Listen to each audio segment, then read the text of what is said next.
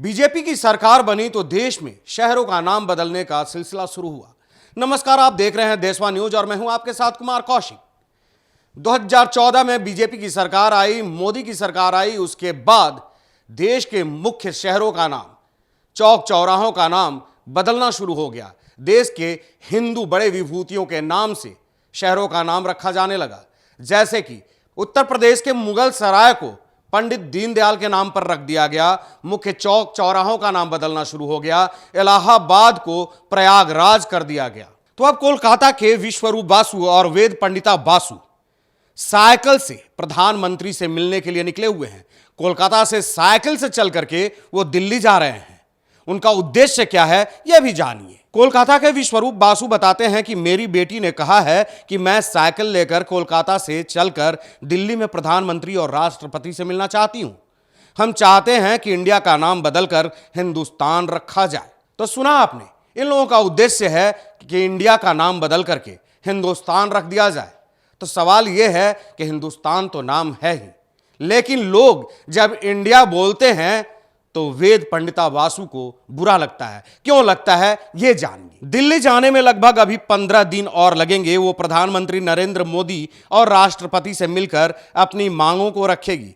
लड़की इतिहास की किताबों में ईस्ट इंडिया कंपनी की पढ़ाई की, तो जब भी इंडिया का नाम सुनती है तो उसे ईस्ट इंडिया कंपनी की याद आती है और अंग्रेजों की गुलामी याद आती है।